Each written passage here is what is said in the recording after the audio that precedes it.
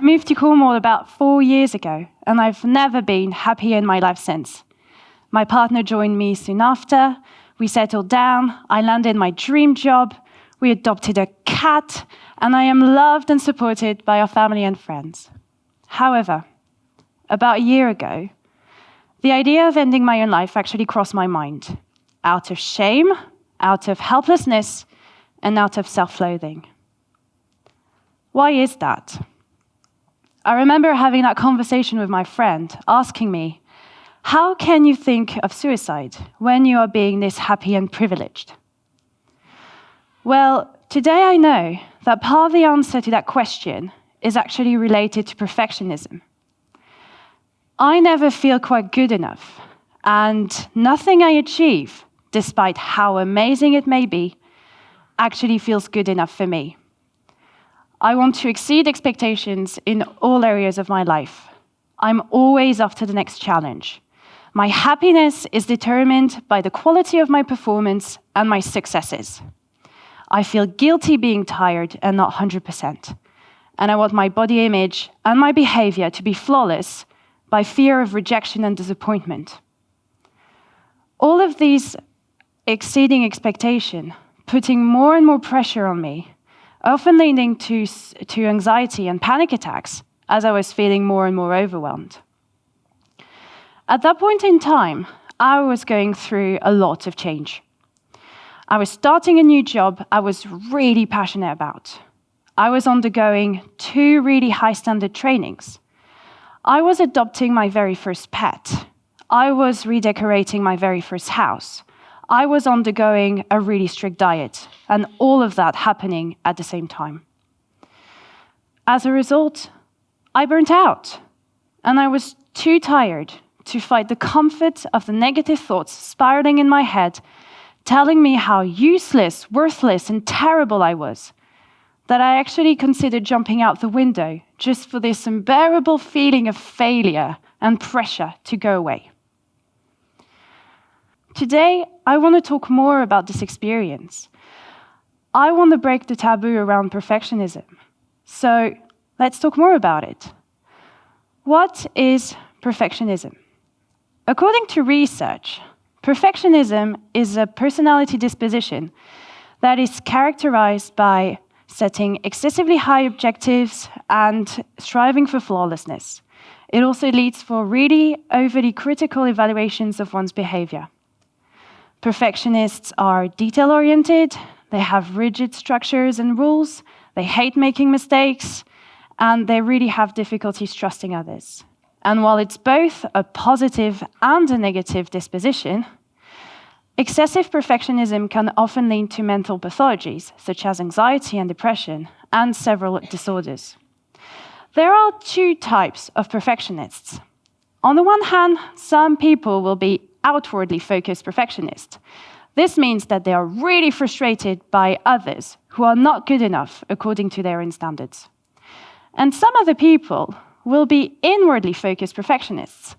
This means that they will beat themselves up and be really harsh on themselves for not feeling good enough according to their own standards. While I realized I was a little bit of both, I'm actually more of an inwardly focused perfectionist. This means that I like when things goes according to plan. I like when I'm 100% all the time. I like when I'm really performant and I achieve everything I want to achieve. But you know that life doesn't go this way, and life is really out of control. And you know, sometimes I feel really tired. Sometimes I'm just not in the mood. Sometimes people disagree with me, and sometimes things are completely out of my control. And this is really hard for me to cope with, and it has strained my relationships with people. I really understood I was a perfectionist about 2 years ago. Self-awareness has played a key role in understanding how it worked. I had no idea before. It's been really important for me to know and identify the moments where I was being overly harsh on myself and to put in place strategies to cope. I'd like to run over 3 of these strategies today. The first one is cognitive behavioral therapy, or CBT for short. My take on CBT is that it's a talking therapy that focuses on improving emotional regulation and challenging unhelpful thoughts and beliefs. It's also a therapy that helps you put strategies in place to address current issues.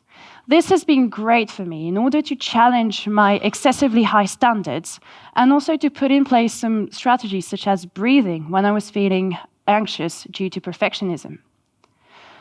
The second tool I've been using is bullet journaling.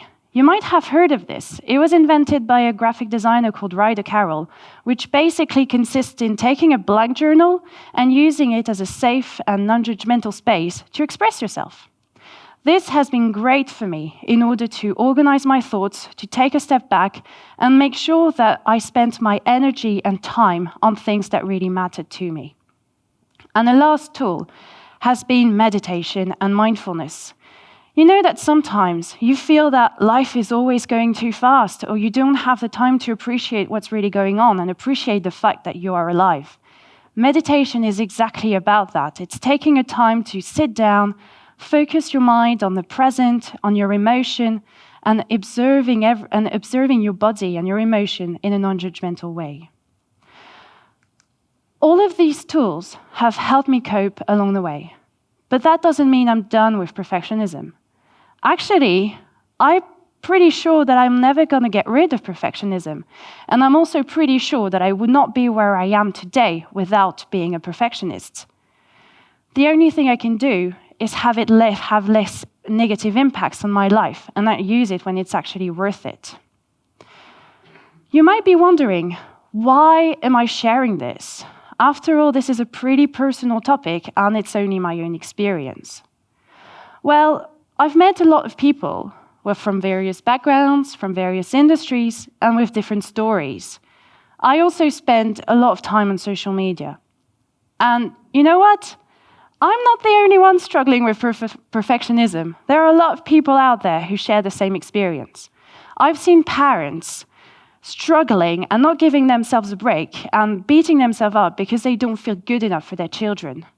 I've seen young artists comparing their work and feeling horrible about themselves because they compare their work to people who have 15 years more experience than them. I've seen managers bullying their staff because they were not good enough according to their own standards. And I've seen people going into complete isolation because they were being too harsh on others and couldn't work with them. Perhaps my story also makes you think of somebody you know, and perhaps it makes you think of yourself. So what can we take out of this? What can we learn? Well, the first thing is that it's okay not to be okay. Negative emotions are just as valid as positive emotions because they make us human. We are allowed to feel tired. We are allowed one more biscuit if we want to. We are allowed to indulge in comfort food if we want to. We're allowed to feel tired. We're allowed to be lazy. We're allowed to be angry. We're allowed to be sad, just as we're allowed to be happy. The other thing I want to share is that imperfection is actually so much more important than perfection. And perfection is so subjective. And it would be so boring if we would be in a world that went perfectly according to plan, wouldn't it? I remember when I was a kid, I used to collect Pokemon cards. And the ones that I really, really cared about were the one with the tiny little default that were not like the others. And that's exactly what imperfection is about. It's what is making us unique. It's what is making us lovable and weak. And this is what is lovable about us and makes us human. And the third thing I want to share is that life is grey. There are good things that happen, bad things that happen. But in a way, life is a massive chaos that we try to go through as best as we can. And this is much more interesting to accept that, we go through life just as best as we can and go through it with whatever we have than actually trying to make it perfect. As I said, I'm not done with perfectionism, and this often feels really discouraging. But I'm really lucky because I have access to therapy. I have a loving partner who supports me and understands me along the way. I work in a mindful and flexible environment.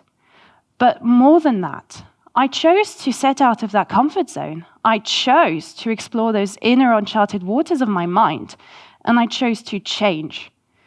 Others are not that lucky, either because they're not aware of it, or they refuse to take action towards it, or they just can't reach out.